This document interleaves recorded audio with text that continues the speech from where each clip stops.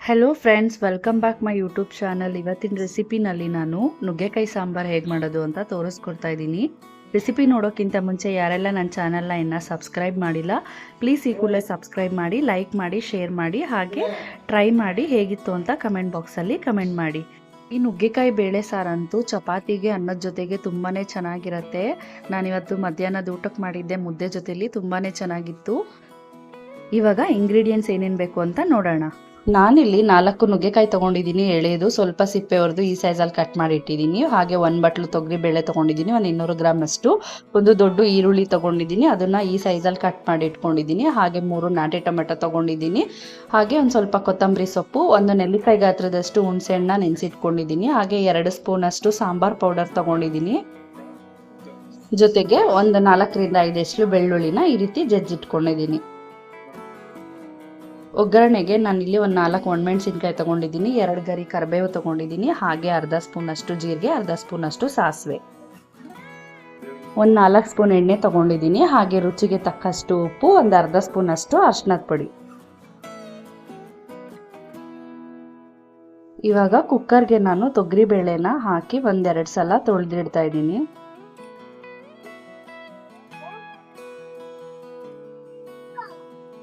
ಇವಾಗ ಕ್ಲೀನಾಗಿ ತೊಗರಿಬೇಳೆ ತೊಳೆದಾಗಿದೆ. ಈ ಟೈಮಲ್ಲಿ ನಾನು 1.5 ಗ್ಲಾಸಷ್ಟು ನೀರು ಹಾಕೊಳ್ತಾ ಇದ್ದೀನಿ.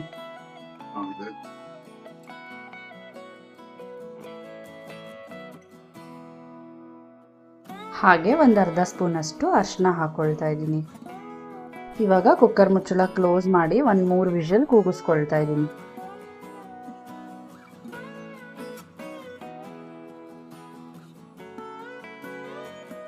ಬೇಳೆ ಈ ರೀತಿ ನುಣ್ಣಗೆ ಬೆಂದಿರಬೇಕು. ಇವಾಗ ಒಂದು ಸೌಟಲ್ಲಿ ನಾನು ಸ್ವಲ್ಪ ಸ್ಮ್ಯಾಶ್ ಮಾಡ್ಕೊಳ್ತಾ ಇದ್ದೀನಿ.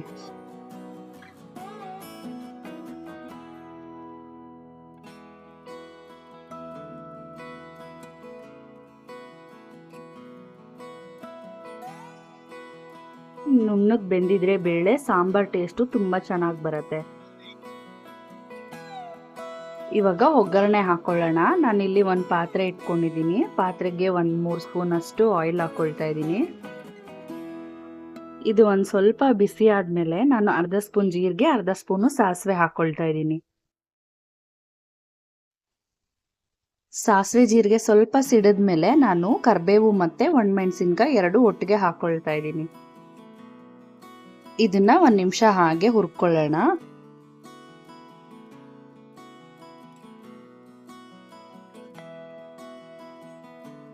ಇವಾಗ ಹೆಚ್ಚಿಟ್ಟಿರೋ ಈರುಳ್ಳಿ ಹಾಕೊಳ್ತಾ ಇದ್ದೀನಿ. ಈರುಳ್ಳಿನ 1-2 ನಿಮಿಷ ಹಾಗೆ ಫ್ರೈ ಮಾಡ್ಕೊಳ್ತಾ ಇದ್ದೀನಿ.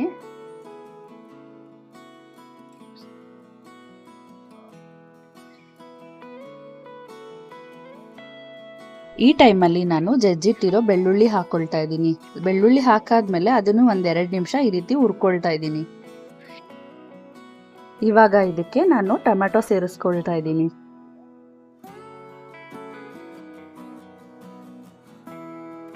ಟೊಮೆಟೊ ಒಂದು ಸ್ವಲ್ಪ ಮೆತ್ತಗಾಗೋವರೆಗೂ ಹುರ್ಕೋಬೇಕು.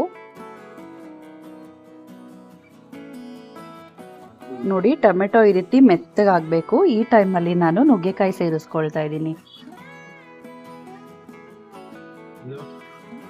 ನುಗ್ಗೆಕಾಯಿ ಹಾಕಿದ್ಮೇಲೆ ಒಂದು 5 ನಿಮಿಷ ಈ ರೀತಿ ನೀಟಾಗಿ ಫ್ರೈ ಮಾಡ್ಕೋಬೇಕು.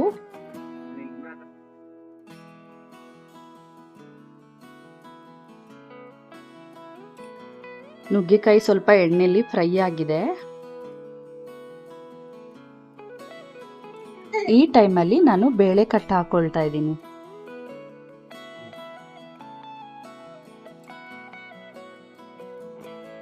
ಇದನ್ನ 1-2 ಸಲ ಈ ರೀತಿ ಮಿಕ್ಸ್ ಮಾಡ್ಕೊಳ್ಳೋಣ.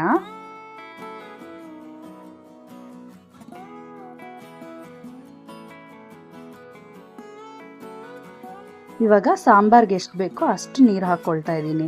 ಜಾಸ್ತಿ ತೆಳ್ಳಗೆ ಮಾಡ್ಕೋಬೇಡಿ, ಸ್ವಲ್ಪ ಗಟ್ಟಿನೇ ಇರಲಿ, ತುಂಬ ಚೆನ್ನಾಗಿ ಬರುತ್ತೆ. ತುಂಬ ತೆಳ್ಳಗೆ ಮಾಡಿಕೊಂಡ್ರೆ ಮುದ್ದೆಗೆಲ್ಲ ಚೆನ್ನಾಗಿರಲ್ಲ. ನಾನು ಇಲ್ಲಿ ಒಂದು ಸ್ವಲ್ಪ ಗಟ್ಟಿಗೆ ಮಾಡ್ಕೊಳ್ತಾ ಇದ್ದೀನಿ. ಈ ಟೈಮಲ್ಲಿ ನಾನು ಇದಕ್ಕೆ ಸಾಂಬಾರ್ ಪುಡಿ ಸೇರಿಸ್ಕೊಳ್ತಾ ಇದ್ದೀನಿ. ಸಾಂಬಾರ್ ಪುಡಿನ ಈ ರೀತಿ ನೀಟಾಗಿ ಮಿಕ್ಸ್ ಮಾಡ್ಕೊಳ್ಳೋಣ.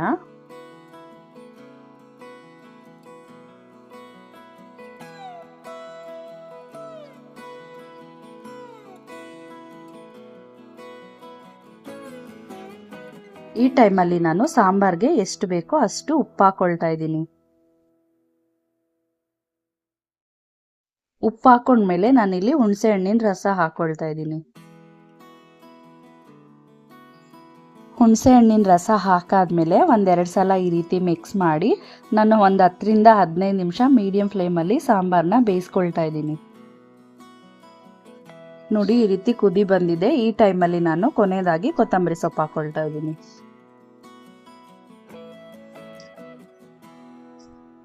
ನೋಡಿ ನುಗ್ಗೆಕಾಯಿ ಎಲ್ಲ ಎಷ್ಟು ಚೆನ್ನಾಗಿ ಬೆಂದಿದೆ. ಕೆಲವರು ನುಗ್ಗೆಕಾಯಿನ ಕುಕ್ಕರ್ಗೆ ಕೂಗಿಸ್ಕೊಳ್ತಾರೆ, ತುಂಬ ಸ್ಮ್ಯಾಶ್ ಆಗುತ್ತೆ, ನುಗ್ಗೆಕಾಯಿ ಎಲ್ಲ ಒಡೆದೋಗುತ್ತೆ. ಈ ರೀತಿ ಓಪನ್ ಆಗಿ ಬೇಯಿಸ್ಕೊಂಡ್ರೆ ಚೆನ್ನಾಗಾಗತ್ತೆ. ಈ ಟೈಮಲ್ಲಿ ನಾನು ಗ್ಯಾಸ್ ಆಫ್ ಮಾಡ್ಕೊಳ್ತೀನಿ.